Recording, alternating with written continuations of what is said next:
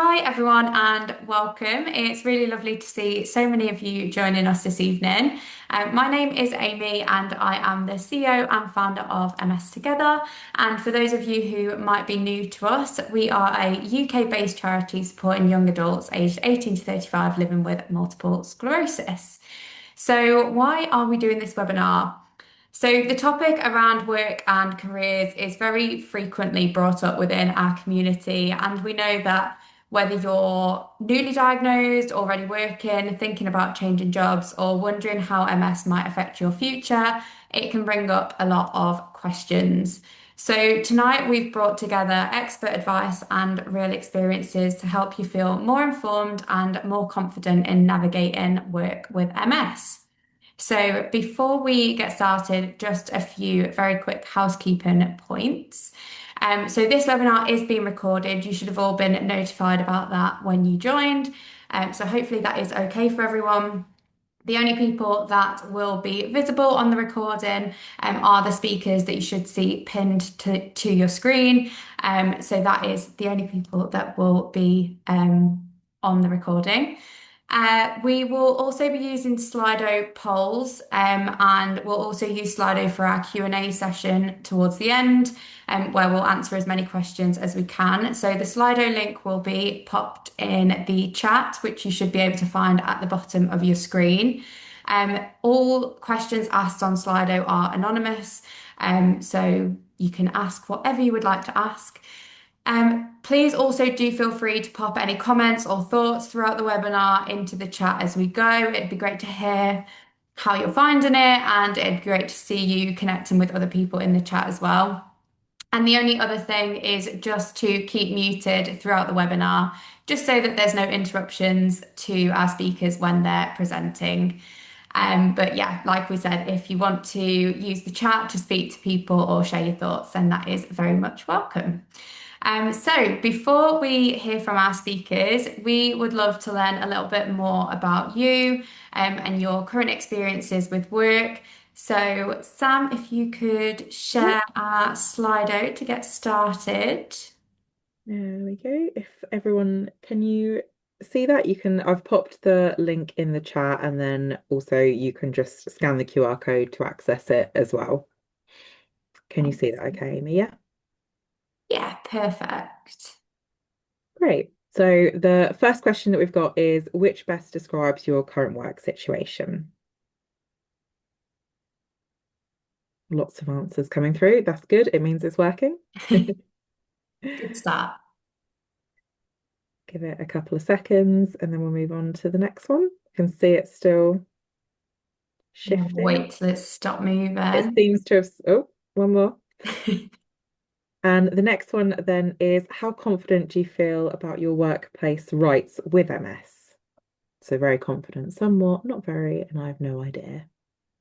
Oh, good to see lots of people. Oh no. Yeah, I- it went, yeah, it went nearly It and went then not very yeah, confident. yeah. Oh, that's not good to see. But it's good that you're here on this webinar Yeah. because hopefully we can help you feel a bit more confident. Fab. So the next one is have you told your employer about your MS? A lot of yeses. Okay, that's interesting. Yeah, doesn't seem to be moving at all, which is, yeah. So with that, then we'll go to the next one, which is have you asked for any workplace adjustments since your diagnosis? So, yes, you did, and they were helpful, or did you find it difficult to? You'd like to? Um, Maybe you need them. Hmm, Okay, so it looks like conversations are at least happening. Some are helpful, some are perhaps more difficult. brilliant. Thanks, everyone. And then I think it's And just one then more. one more, which MS symptom affects your work the most?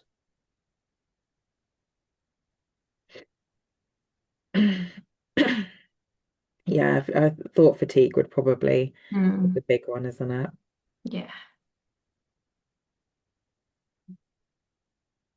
Okay. Thanks for voting, everyone. You can also use this link to submit questions into the Slido. So, as you're hearing from all of our presenters, if you think of any questions, pop them in the Slido, and we'll get to them at the end. Amazing. Thank you, Sam. Thank you, everyone. Like Sam said, for taking part in that. It just helps us get a bit more of a picture about why you might be here tonight, and it also helps our speakers as well when they're talking to you tonight. So, talking of our speakers, we are very lucky to be joined by a fantastic group of speakers this evening, and just to tell you a little bit more about them before I hand over to them. So first off, we will hear from Miranda, who is an employment specialist solicitor from Longmoors, who will talk about workplace rights, disclosure, and reasonable adjustments, as well as many other things.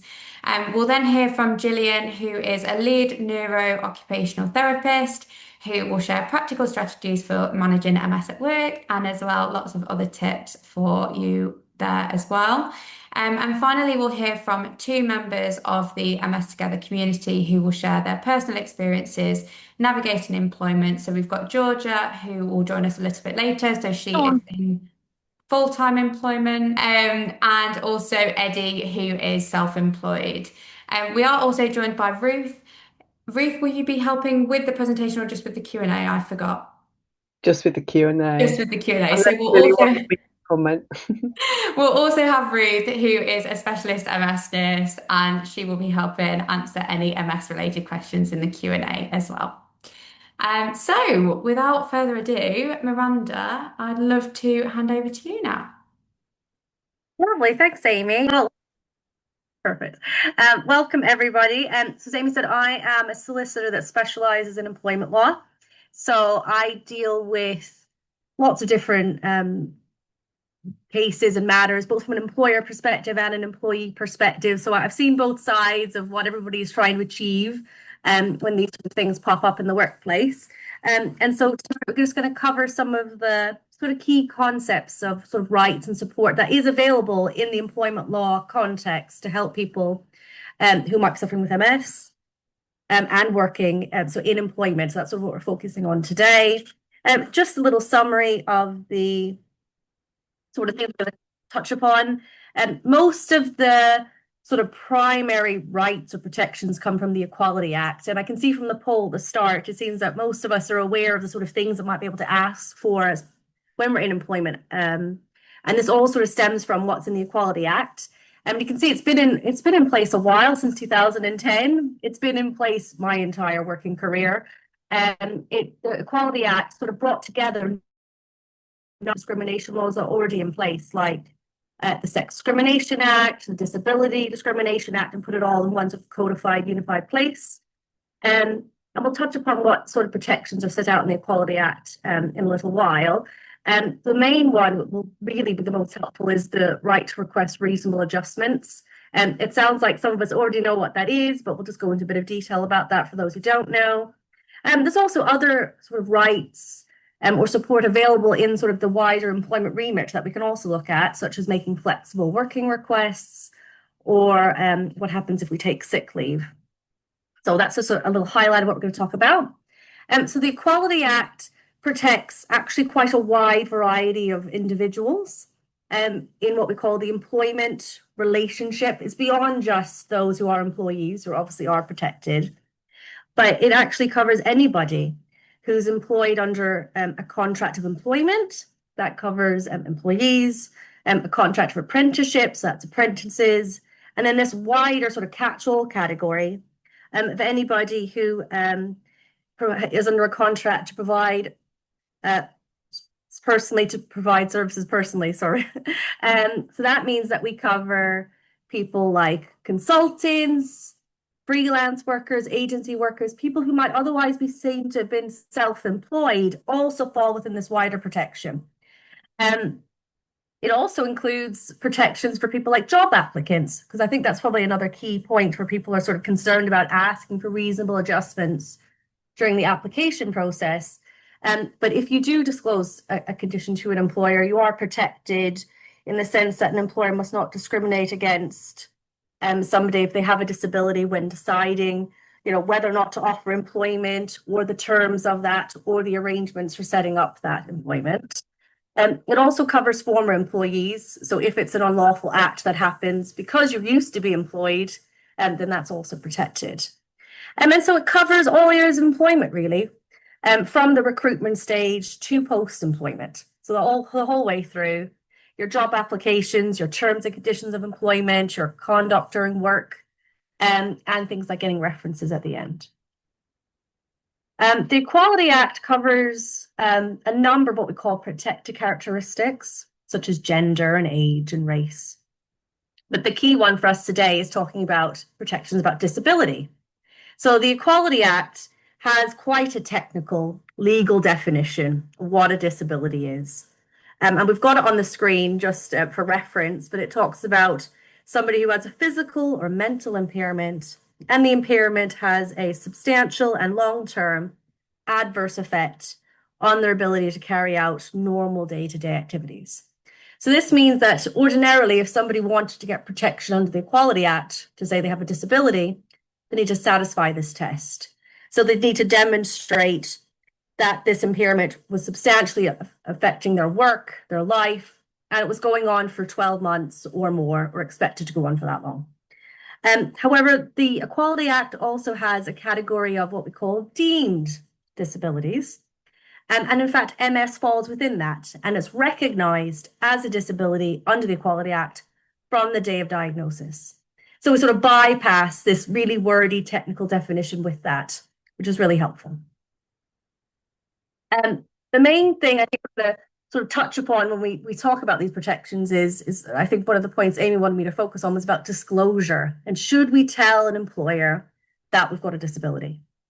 Well, it's actually really helpful if we do, because all of these things on the slide, protections about being treated unfavorably, that's direct discrimination, victimization. So if you complain that you're treated unfavorably because you're disabled and then are treated unfavorably as a result, those things really require the employer to know that you've got this disability. And knowledge is key, really, for many of these protections. So telling the employer, although it can be quite scary and it feels like it might be quite difficult, actually does help you in terms of being able to establish these protections. So on the slide, we've just gone over some of the sort of key Equality Act protections. We are protected from sort of what we call indirect discrimination, which is when there's might be a provision, criteria, or practice, so a policy in place by an employer that actually results in people with MS being treated or unfavorably or at a particular disadvantage to others who don't have MS. So it's not saying they're treating you directly unfavorably, that's protected by direct discrimination, but it's because of the impact of something. This could be, for example, a requirement that you must be in the office 5 days a week. That's a policy that's in place that might disadvantage somebody who suffers with MS symptoms. If that's the case, an employer needs to show that they are not acting disproportionately by putting that policy in place. Otherwise, they are breaching the Equality Act. If it's not reasonable or proportionate to put that requirement in place, then we can complain about that to the employer and ask them to change that policy in light of this right.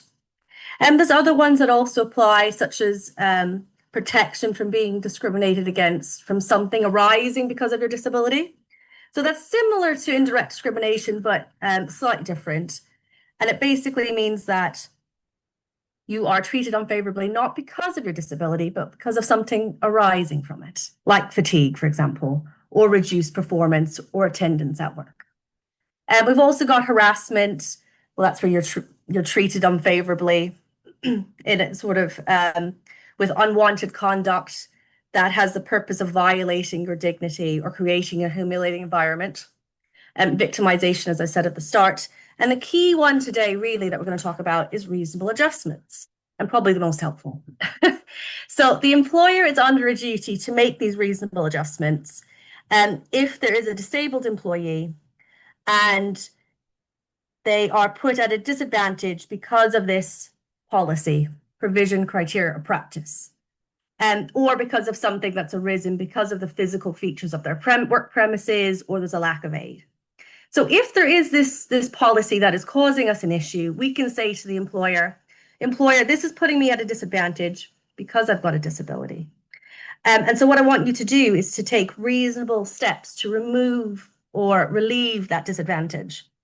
What's going to be reasonable is going to depend upon the circumstances of the employer. So what's reasonable for Apple is going to be different as to what's reasonable for a small employer, because they look at sort of the size and resources available, the cost of it. But it also looks at how effective that adjustment would be. The adjustment is supposed to relieve the disadvantage. So if we can demonstrate that it would do that, then, you know, bearing in mind the size and cost, it should be reasonable for the employer to make that change. And so if the employer doesn't do these things, then potentially they've breached the Equality Act, and you might be able to bring a claim.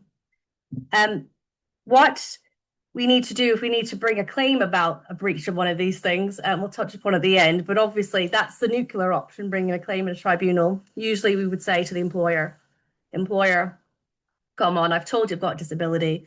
I need some reasonable adjustments, and these are what they are. Just some examples of what a reasonable adjustment in practice might be. It sounds like everybody's quite clued up from the poll about these things already, but this could mean altering your hours of work so that it takes account of breaks, for example, or when you might be feeling fatigued, maybe in the morning or in the afternoon. It could be assigning you to a different place of work. That could be home working. It's quite a legal way of saying that. Could be modifying equipment. Or if you are just diagnosed, it might be that you need a little bit of a period of time to adjust. For example, because you need to get assessment for treatment, etc., right at the start. So they are some things that are reasonable adjustments. Beyond the Equality Act, there's also additional rights that we can rely on, not necessarily specific to disability adjustments, but also can be helpful. And these include things like making a flexible working request. These have become quite popular in the last few years. Actually, most employment tribunal claims, they say, are rising out of failure to make or agree these flexible working requests. But when we talk about a flexible working request, we're talking about a change to your hours of work, the times you're required to work, or the place of work. That's usually home working. Flexible working requests can only be made by an employee. We've recently had some changes which came into force in 2024 that says actually now we're allowed to make a flexible working request from day one of employment. We used to have to wait 6 months. That's been removed. We can also make sort of 2 requests a year. But this can be a nice way to also request what would otherwise be reasonable adjustments in another manner. If you want to make a flexible working request, your employer usually has a policy. There is sort of a set statutory formula that we have to follow. So these requests have to be in writing. It has to be dated, and we must specify that the request is made under the statutory procedure, specify what the changes that we want, when we want it to start, and clarify whether we've made any request already, because obviously we've got this limited amount that we can make in a year. An employer does not need to agree to your request just because you've made one, but they do need to act reasonably. So if they are not going to agree to your request, they have to consult with you about it and explain in writing why it is reasonable not to agree to your request. Most employers, we hope, act reasonably. And, you know, if they can't agree to a specific request, we'll normally see if there's a middle ground to be found. Maybe the thing that you want to do can't be agreed, but we can agree something else. So often these things are about working together with the employer to make them work. There are also sort of 8 specific grounds of refusal that an employer can rely on to reject a flexible working request. And that's about things like the burden of additional cost, or if it's going to have a detrimental impact on the performance or ability to meet customer demand or quality. They can reject it on those basis. But as I've said, it's not usually advisable to reject it out of hand. Usually the employer should try to find a middle ground by working with you. If, unfortunately, we are unable to go to work because we are not feeling well, obviously then we are under the sort of the sick pay regime or the sickness absence regime. From April this year, I should say, everybody's going to be entitled to statutory sick pay from day one. It used to be you had to wait for 3 days, but that's going to go. And usually everybody's entitled to SSP if they're an employee or a qualifying worker. But sometimes your employment contract will offer something enhanced, so beyond the statutory sick pay regime. If you're off sick, you have to usually follow your sickness absence process, which is in your contract or a handbook. Usually requires you to self-certify for 7 days, and after that, get a doctor's certificate. If you are off for a prolonged period, so usually a few weeks or more, you would normally expect that the employer might start engaging what we call a capability or absence management process. So trying to work out why you're off, whether you can come back, and how they can help you come back. And because MS is a disability under the Equality Act, you've got this additional layer of protection where the employer needs to take into account the fact you've got a disability when making decisions. And part of that will be getting medical evidence, usually from occupational health, or it could be your treating doctor, to see whether there's any reasonable adjustments that are to be made. And we usually would say to an employer, as an employment lawyer, you need to get medical advice on that. It's not for the employer to say what's reasonable.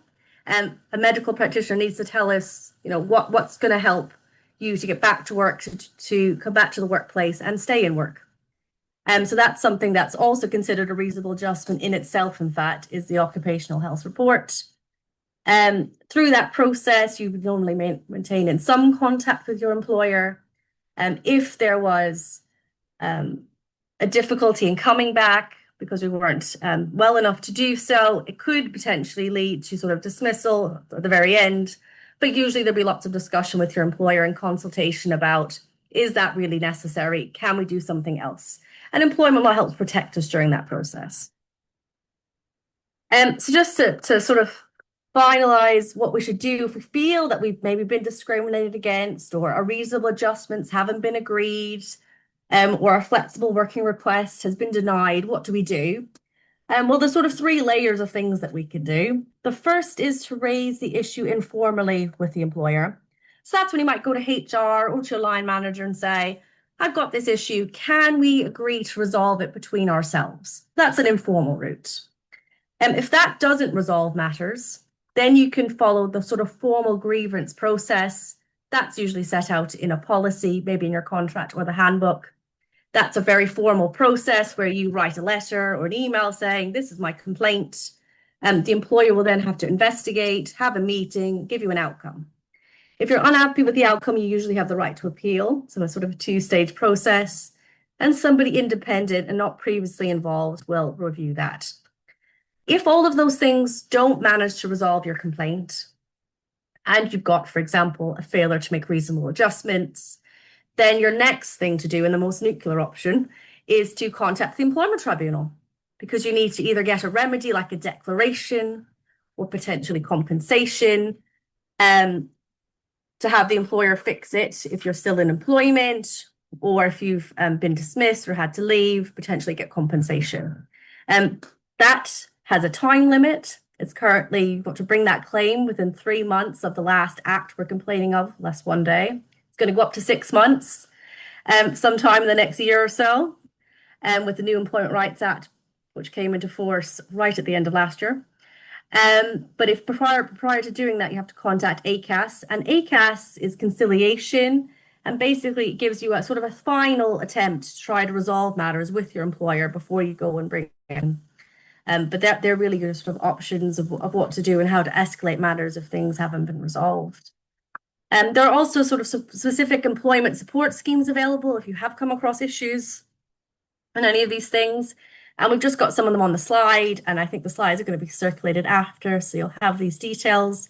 But includes things like Access to Work, which some of you might have heard of, but also ACAS, who actually have a really great website that has lots of resources and information on there about sort of employment rights and employment law issues and how to deal with them in the workplace, which can be really helpful. But that's it from me, but I'll be around for questions at the end. Thank you all for listening. Thank you so much, Miranda. That was really helpful, and I've already seen lots of questions coming through. So thank you everyone for submitting them. Gillian, It is now time for you to take over, if that's okay, please. So, hello, I'm Julie. I am an occupational therapist. I work for the NHS, and we have been lucky enough to be able to provide, as part of our service, support to people with MS, support about work. So, I've got a bit of an agenda we've got to get through. So I've got a degree in OT, but I've also done my master's in vocational rehab. So hopefully I know what I'm talking about. Lovely. So I want to try and provide some useful advice and tips around work in the next 15 minutes. It's not very long. We're going to have a talk about impact of symptoms at work. The fact that knowledge is power, and why early support and education is really important. The impact of symptoms. We're going to talk about approaching work, but it sounds like a lot of you already have approached work, which is really positive to hear. A little bit more depth about fit notes and the role of occupational health, and then just some tips of where you can go to get additional support as well. So if we go on to the next slide, can you all see that, managing symptoms in the workplace? Yeah. Okay, so I've just put this slide just to get you thinking a little bit about kind of how you're managing on a day-to-day basis at work, and how your symptoms sort of come into play, really. So you've all disclosed to your employer, which also is fantastic. And I think sometimes that relieves a little bit of the pressure, because it means that every day doesn't have to be a good day, that you can perhaps be more open if you're having a bad day. Do your colleagues know? You may have told your line manager, but they unless you give them permission, would keep your condition confidential. So have you told your colleagues about kind of your diagnosis? Are you on disease modifying therapies? And if so, how are they fitting into your work? What's your regime? Are they oral, injectables, IV? Do you need to take a day off, every few months to go and get your treatment? How will work around that? Is it negotiated and agreed? Do you have to work back the time? So I'm just wanting you to start thinking about this. Flexible working to allow for bad days. Do you already have that hybrid working in place, where perhaps a few days you are working from home a week, or maybe going into the office just once a week? How are you using your annual leave? Are you being quite sensible about this and making sure that every 6 to 8 weeks you are having time off? And it doesn't have to be a week at a time. Sometimes having those longer weekends can just help manage those symptoms a little bit. Have you noticed a pattern to your days? So do you notice that perhaps the mornings you're more energized, that you can get more complex tasks done, and actually at the end of the day you're starting to struggle a little bit? How is your sickness absence? Is this a reoccurring issue that you keep triggering that policy? Are you at work but actually struggling to be productive? Are you finding you're having to work through your lunch breaks and actually, perhaps weekends to try and make up and make sure that you're getting the required work done? So really, is your work-life balance not balanced, or do you feel like you're managing quite well? So I'm not expecting you to answer those questions, but it's just things to think about. Okay, so moving on to why early support and education matters. So we know if we can make sure that you know what your rights are, and to have a really good awareness around adjustments at the point of diagnosis, it means that we are avoiding you getting to crisis points. So we try and make sure where I work that we actually do a joint diagnosis meeting with our clients, with myself and our MS nurse, and that can be really powerful just to kind of make sure that there might not be any issues at work, but just starting to drip feed that there is support out there, and not to wait until you perhaps things start to get really tricky. And I think, Ruth, you are, from an MS nurse point of view, this is something that you have quite a lot of input with, isn't it? Yeah, thanks, Julie. It's really interesting. I'm sure that you all have different experiences of working with the team that are looking after you. But I would say, just if you have any questions, do have a chat either with the neurologist or with the MS nurse. Some of the kind of more occupational therapists, so like Jilly's role, some of those roles vary dependent on where you are, but that doesn't mean it's not available. So I think the key is to ask, approach your local team, and then you have the network through MS Together, and there are ways to find out if there, as I said, some of the services do vary. But for me, as an MS specialist nurse by background, I think the things that I feel are really important within our role is that it's building that relationship with you as you come to see us in clinic, and it's understanding how the MS might affect your work, because you'll obviously be in completely different work environments. It is making sure that you have access to workplace adjustments, making those relevant referrals, signposting you to the law and all the information that Miranda's mentioned. And it's interesting that you have disclosed, because that is a conversation that has very much changed. I've been an MS nurse for over 20 years, and my advice on that has really changed over the 20 years. And it's really supporting you through any changes with regards to work. And I think, that happens in the workplace in general, dependent on our age and other things that may be going on in our lives, our family, and things, and as things change through our lives. So I think it is just making sure that you're having those conversations, and if possible, having them early, as Julie says. And then as a nurse, we very much, want to be there to provide emotional support, because there's quite a lot going on. So I think it's really important that you just have that dialogue and make sure that conversation is with your MS team. And if you feel that you aren't having that support, then that this community with MS Together is absolutely key. Thanks, Julie. Yeah, thank you, Ruth. So get to know what your local team consists of. Who is your multidisciplinary team? Who are the OTs, the physio? Get to know your MS nurse. I think it's really powerful.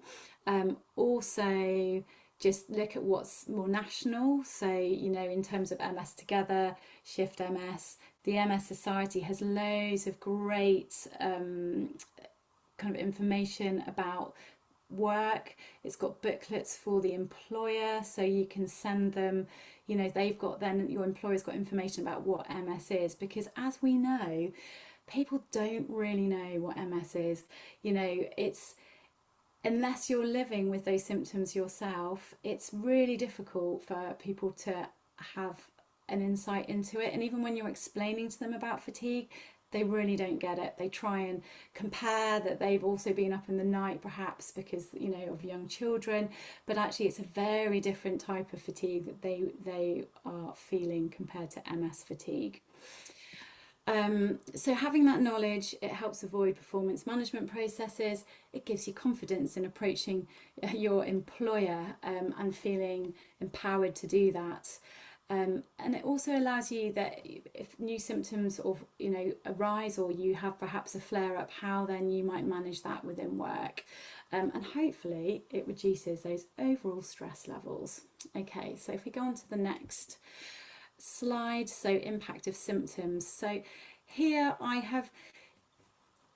know that I'm sure there are a lot more symptoms. However, the key ones that have come up in the research, it's generally fatigue, it's cognitive issues, and it's the impact on mobility. Could talk to you a lot about these, but I'm just going to focus very quickly on the next slide, which is on fatigue.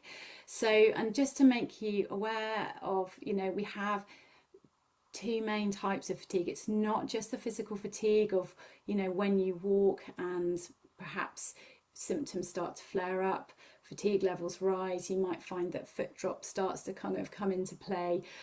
You stop, you rest, you recover. So we have got physical fatigue, but we've also got cognitive fatigue as well. So that is when your brain, you're processing lots of information at work, and actually that is draining your battery as well. So although people might be physically sitting in a chair and not moving for a few hours, their battery of energy is still going down significantly because of all that thought processing that is going on. And I think that's just really key to acknowledge that, and that everything that we do in our day, apart from when we are sleeping or stopping and having a proper rest, is burning energy and it's using up that battery. And when we talk about having a rest, it's not sitting down with our phones and kind of scrolling through social media or having a chat with a friend or watching something on the telly. It's about having a proper time out rest where you're allowing your body and brain to recover. Okay. Again, with fatigue management, there's some, I've just put on at the bottom there that there's the MS Society, they've got an online fatigue management course that you can do, but equally, you know, have a chat to your MS nurse. What is available locally in terms of fatigue management education, if that's an issue? Okay, right, so reasonable adjustments, this is the next slide. So here I've just put down just some examples of adjustments that could be made at work. You might be looking at this thinking, yeah, I've got some of this already in place, this is good. But it could be anything from, you know, making changes to the physical environment at work, to changing the way that you go around sort of doing a task. It might be having, if you've had some time off work, to have that graded return to work agreed, to have perhaps taxis to and from work. Now, the Access to Work scheme, so hopefully you all are aware of that. That's a government run scheme, and they are able to support people with travel to and from work. They can also support with work sort of desk assessments to see what equipment might be helpful to help you be more efficient, and they can also provide personal assistance as well in some cases. So if there's some aspects of your job which you're finding particularly difficult, so for example, I had a teacher who was struggling to get in from the car to the building, but also really struggling to get the classroom set up, get the photocopying done, hand out work to the students. So she had a personal assistant that worked with her every day, who would meet her at the car, get her into the classroom, and would then do all the photocopying and be with her during the day to, if you know, hand out things, move things around. Worked really well for her. What else have we got here? We've got sort of sometimes just having something like noise reducing headphones if you're working in an open plan office, making sure that you're having rests, modifying your sickness absence triggers. So these are all examples. Again, you know, you might already have some of these in place, but they're not expensive. A lot of these things, they actually cost nothing to put in, but actually help to optimize your performance. So if we go on to the next slide, I just thought I'd put in, when we do a supporting letter to an employer for someone who perhaps is off on sickness absence, we would actually put together, it's not difficult, a timetable of what a graded return might look like. So I just thought I'd put that in because it's just common sense. So this is kind of increasing sort of, you know, starting with half days and then starting to increase up to the length of days worked and then the number of consecutive days worked. Okay, and then what is reasonable? So this has already been sort of discussed in the first presentation, but it's really like if you're asking an employer to put a lift in, so you can access your first floor office, that probably isn't reasonable. And what is more reasonable would be for you or your team perhaps to be moved to a different like ground floor location. So it's looking at kind of how effective it will be, how much it costs, what the business does, the size of the business. So, you know, if it's M&S or the NHS, they will perhaps have more funds than, you know, perhaps a very small family, you know, business that has maybe 10 employees. Okay. And then approaching work. Well, it sounds like you have all approached work, which is fantastic. And, you know, as I'm sure you've come across, there's pros and cons to disclosing. But the key thing means that you can then request adjustments. There's a lovely video by Shift MS called Working It Out.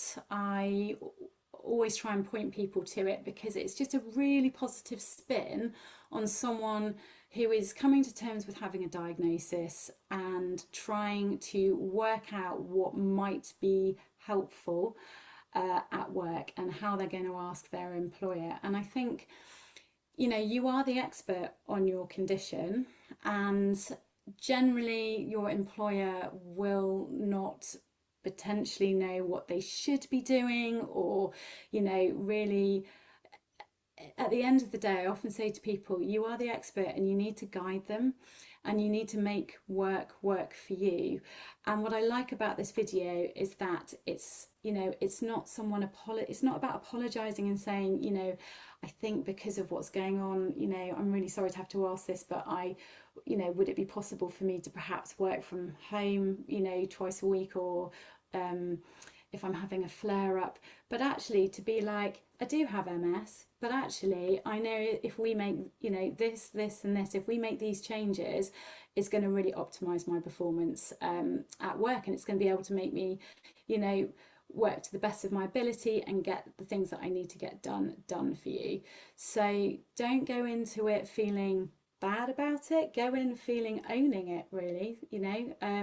I think that's really key. So that's a lovely resource. Gilly, I'm so sorry to interrupt. Can I give you a 2-minute warning? Yeah, fine. Thank you. So fit notes, if you are off on leave, just think about using the fit note and getting your GP to fill it in so it's helpful for you. So they can be saying you may be fit to return to work with reasonable adjustments. They can put down occupational health assessment required, you know, amended duties. So think about how that fit note can start that process. You don't have to necessarily link in with a vocational rehab team to make that happen. So I think that's quite key to know. Occupational health, so that's up for your employer to make that referral for you, and they pay for that assessment as well. And I think what's important about occupational health is that they are making the decision about whether you're fit to be in work, and they also remind the employer of their legal obligation to make sure that adjustments are put in place as well. So from a vocational rehab point of view, we feel that we complement occupational health, but we don't replace it. It is really key to make sure that you are requesting that if you feel that you need it. I've just got some information about Workwell programs. So this was launched in November 2025. It's a free service for people with health conditions. And at the moment it's only piloting in 15 different places in the UK, and with the aim to go everywhere eventually, but they're just piloting at the moment, so that's quite exciting that that's out. And in terms of, if you click on, Ruth, to the referral process for Workwell, that can be done as a self-referral by your employer, by your GP. Anyone can make that referral, so that's quite good for access. Job seeking, there's some organisations there that can help to get people back into work. And then the last thing I just wanted to talk about was the workplace adjustment agreement. So this is a live document. It's on the MS Society website. So you can download it and you can sit with your employer to fill it in. And what's really lovely is it then talks and guides you through about listing your symptoms and how your MS is impacting you, what adjustments have been agreed, and you can ask for changes, for adjustments. It's, you know, as many times as you need. What to do in a emergency situation, or if you're on sick leave, who's going to contact who, when they're going to contact you know, you at, you know, times, and whether that's by phone or, you know, virtually, etc. So it actually provides a really nice plan of, you know, if you are on sickness absence, what happens. So that's kind of reducing stress levels. And just the last slide is useful services. So we've mentioned some of those today: ACAS, the MS Society. So they're good ones to have a look at. I'm so sorry if I've run over. Don't worry, Gilly. Thank you so much. And we will share all the slides, because I know we've very quickly gone through those last ones, but we'll share the slides afterwards. So if you've missed any of that information, you'll have that after the webinar as well. But yeah, thank you so much, Gilly, and Ruth as well, for your insights. And there's lots of questions coming through for both of you. We're going to quickly go over to our lived experience panel. So that's with Eddie and Georgia, and Sam is going to facilitate that. So over to you three. Yeah, so as Amy said, we're now moving on to the lived experience part, and we're joined by our two community members, Georgia and Eddie. Georgia, I'm going to come to you first. Can you just give us a brief introduction of who you are, what you do for work, and everything like that, please? Yeah, no worries. I'm Georgia O'Callaghan. I am a project management consultant in the construction industry. I've been doing that for about 4 years now, but I've been in project management for about 7 years.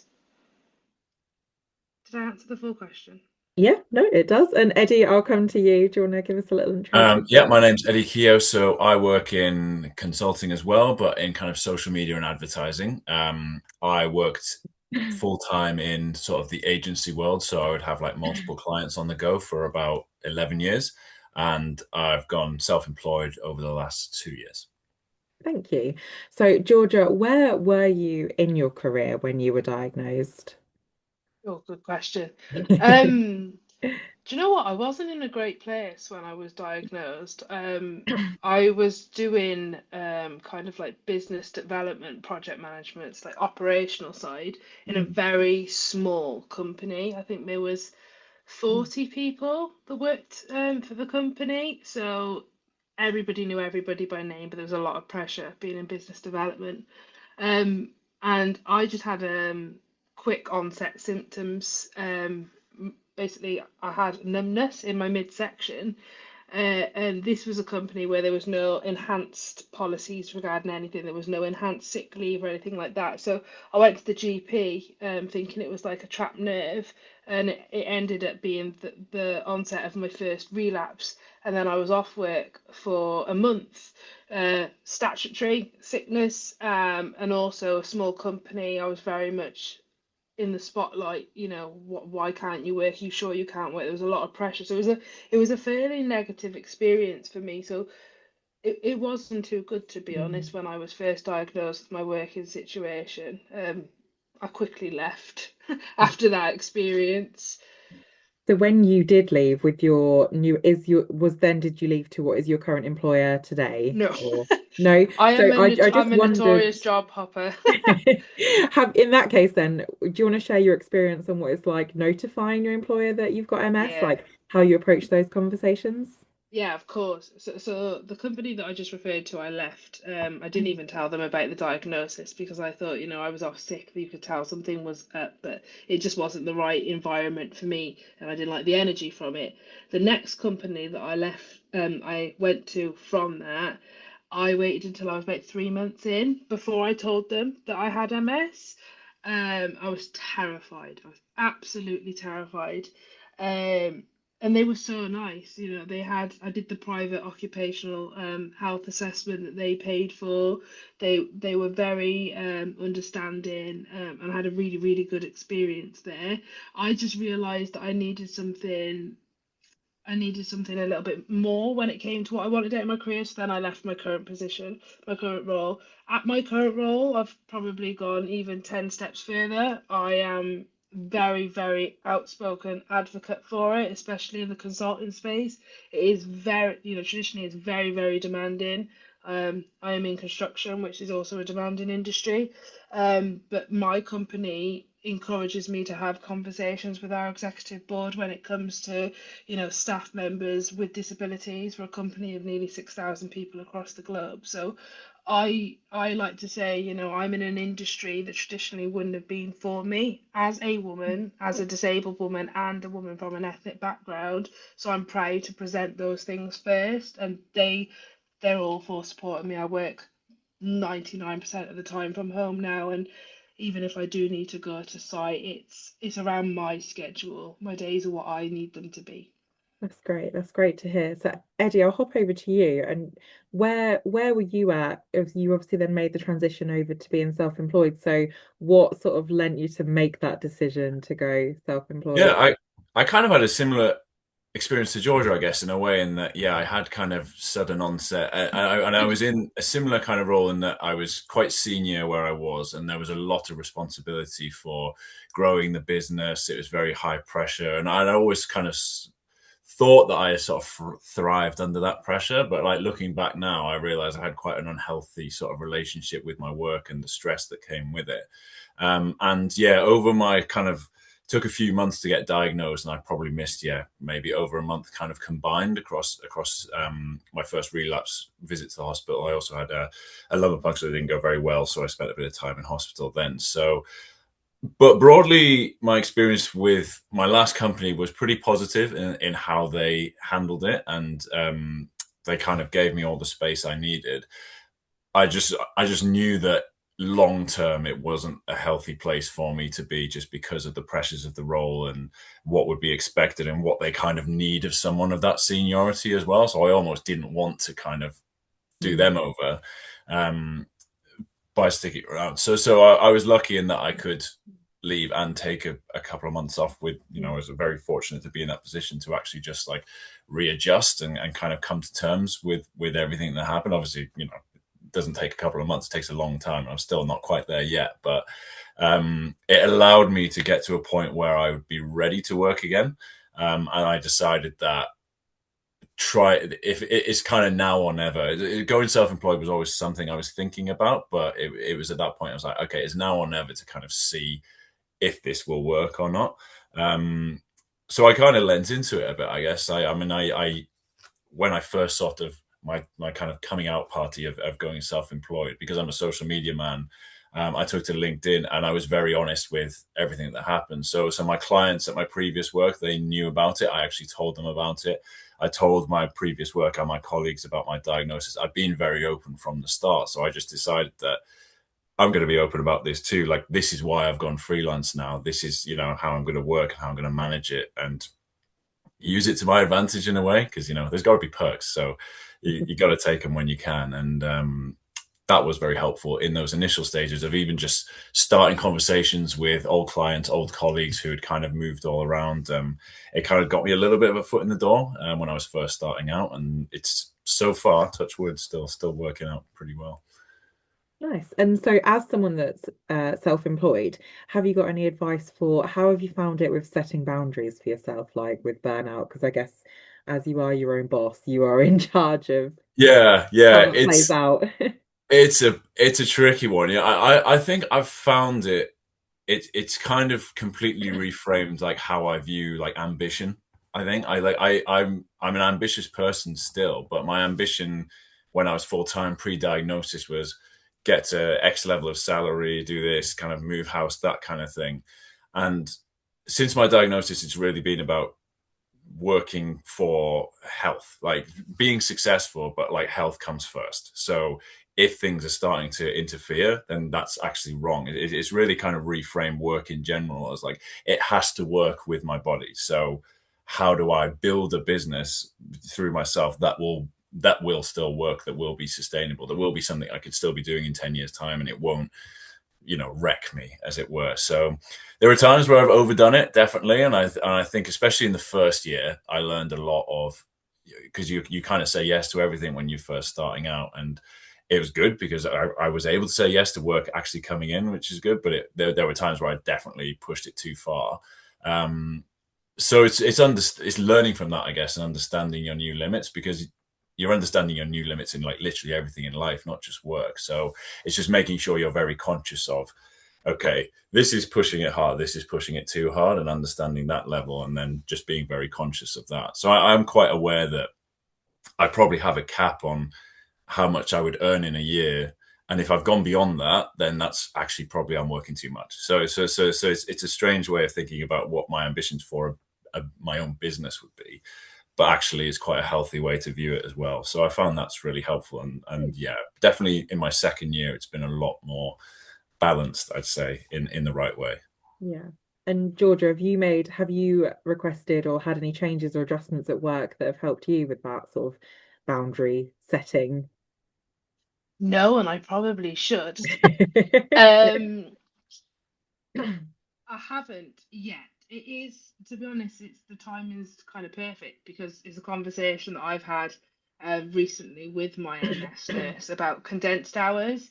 It's something that my company champions, and if someone approaches me from like an employee resource group about disability and adjustments, I will always say, if you need it, go for it. But sometimes I don't take my own advice. Pretty much links into what Eddie was just saying, where it seems like he's learned his lesson and I have not. I'm Georgia the yes person a lot of the time to my own disadvantage, but because I'm so passionate. Um, I've always been a person that's no doesn't exist to me, just not now. So I've had to, give myself a mental shake and be like, you need to walk away from the day. You need to rest. You need to do this. Um, I think for me, it's a process, and it's something that the advice is there, the resources are there, but it's something that we need to want for ourselves. Even simple things like logging off when you're meant to log off was something last year I was not doing. I was working 12-hour days. This year, as soon as it hits 5:30, I'm off my laptop. And I've seen the improvements, but there's still other areas, taking a lunch break and stuff like that, that I need to do. But I'm definitely looking at doing condensed hours just so I have that work-life balance and that rest. We were talking about mental and physical fatigue earlier, and it is so true.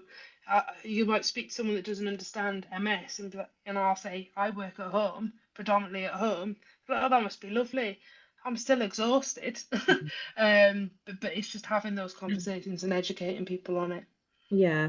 So I know that you do champion progression and careers and stuff really well. So what advice would you give for somebody that's newly diagnosed when it comes to their career, that perhaps maybe with that in mind is advice you could take? You said you're great at giving the advice, but maybe Yeah. you could listen to yourself as well. I think for someone that was newly diagnosed and who is passionate, and they want to progress and they want to be successful, my advice would be first and foremost would be not to be afraid. So I said earlier about I'm a notorious job hopper, and that was simply because comfort. When you're comfortable, you stop kind of challenging yourself. You're colouring within the lines. You don't ever venture out.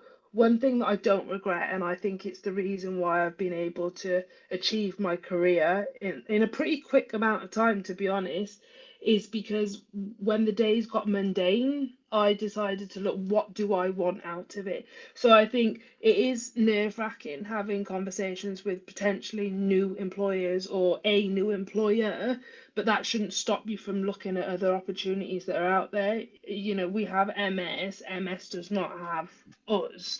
So just think about it like that. It's like a mental shift on how you view the illness. I think step outside your comfort zone.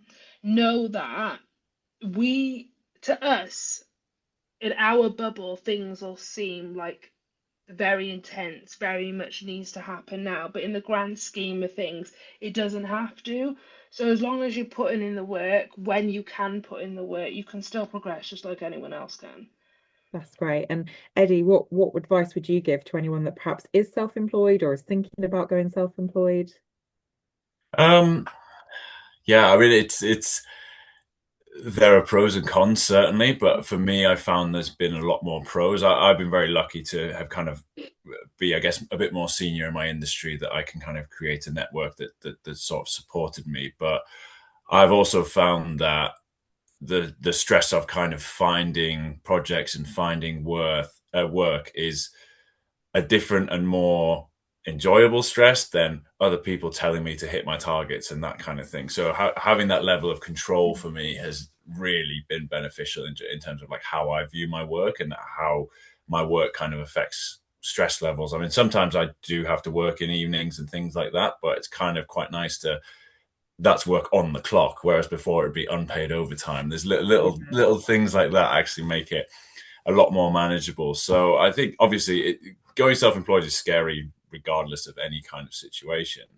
But there are days where the fatigue just whacks me. But I've managed to, if I have a big project on at that moment, but I don't have calls or anything that day, I can actually just take the day off. It might mean that you've got a bit more work the next day or a couple of days time, but that's actually better to have a double workload 3 days away rather than a full day's workload when you just cannot do it. Because there are just days where you just have to admit defeat, and being able to do that, being self-employed, has been really valuable for me because yeah, I certainly didn't really understand my new limits for a long time after being diagnosed and on my first relapse. But actually, it's so much better now to just be able to be like, no, I need to kind of take a screen break, or this day sometimes is just a write-off. And that's been and then not having the stress of having to explain that to a manager or something has been really beneficial. So yeah, I mean, like it's a scary thing to do, but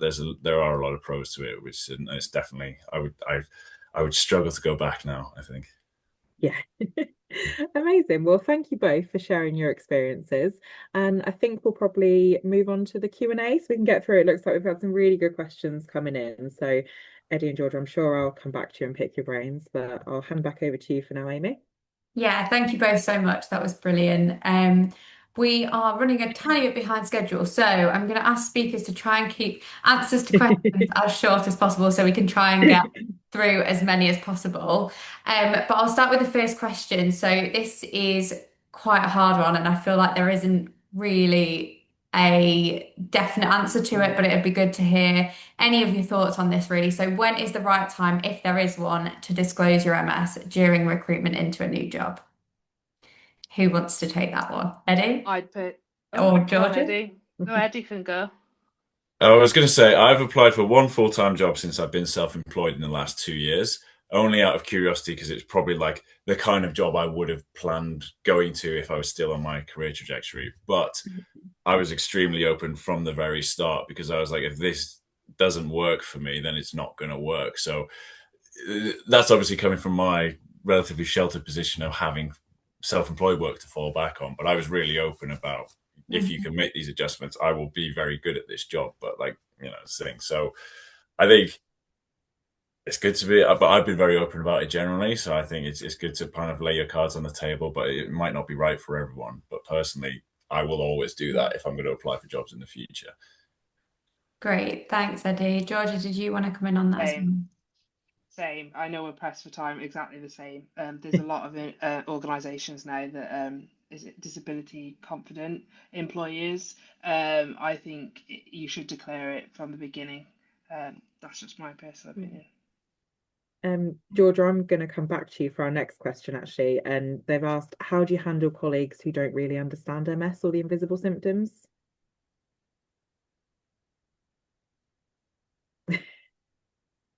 Um,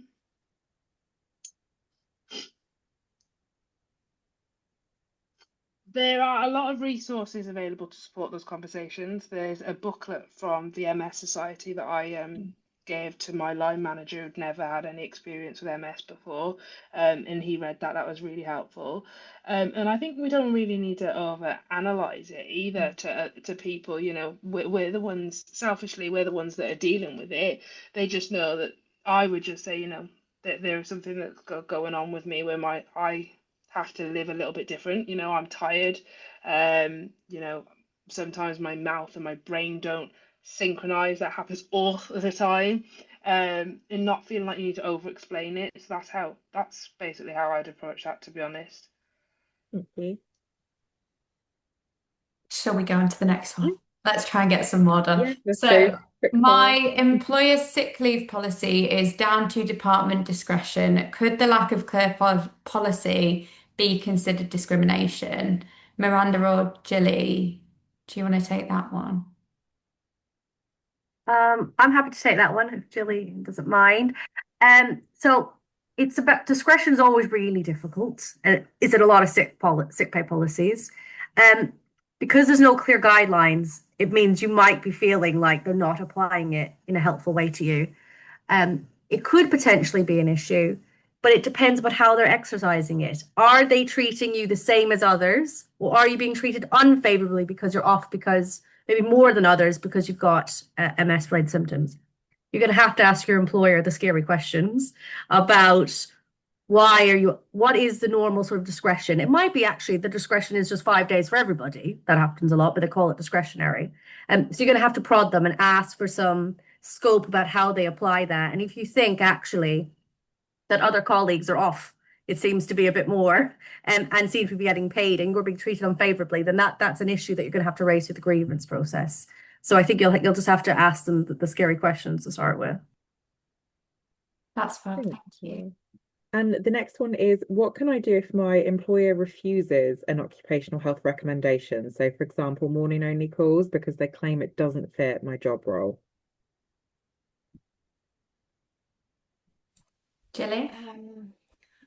Well, I mean, I think it is really difficult sometimes getting employers to put in recommended adjustments and to chase that. I would potentially be going back to occupational health, asking for a re-referral, and then trying to get their support through an additional letter to try and move it forwards. What's locally available? If you've got vocational rehab services that you can tap into as well. Thanks, Gilly. This one we might have covered, but I will ask it anyway. So I'm applying for work currently. If I disclose that I have a disability through the application, will they ask about it in the interview? Miranda, Gilly, Ruth? Maybe not Ruth. So unless you disclose it, they won't normally ask. They normally ask during the interview or the application process to say, do you need some reasonable adjustments to help facilitate the interview process? You can disclose it then if you want to. But as a rule, employers won't ask any sort of health related questions unless it's really specific to the job that you're doing and it's necessary to know it for that. Yeah, that's really helpful. Thanks, Miranda. Sam? I was going to say the next one is, maybe Miranda, this is one for you as well, does the Equality Act cover volunteers? It can do, but there's specific rules about it. But yes, the general principle is yes. Anybody sort of providing services is protected, maybe not under the employment section, but under some of the other sections. There's lots of different protections under the Equality Act that cover people providing things outside of employment as well. So the short answer is brilliant. And there's another one for you, Miranda. Do you find that people avoid grievance processes as it can be stressful and will be causing a fuss, in quotation marks? yes, some people feel they're really acrimonious, right? It feels really tense, like you're making a bit of a fuss, which it can be, but it is a mechanism available. And as I've said in my presentation, if you raise that you've got a disability and you feel you're being treated unfavorably and you raise a complaint about it, there's actually more protection available because then you're what we call sort of victimized by doing that. So it's scary, but it's really the remedy that if you think things aren't working out and you're actually thinking about bringing a tribunal claim or anything like that, you've really got to go through that first. So I think it's usually more helpful than not to start the process. And most employers are, once they know there's an issue, are helpful and sensible. Amazing. Thank you. We do want to keep to time because I know you've all taken a lot of time out of your evenings. And we have got lots more questions on the Slido, so we will do our best to get some answers over to you. I'll get in touch with our speakers and see if they'd be able to answer some of those questions, and then we can send them in our follow-up email.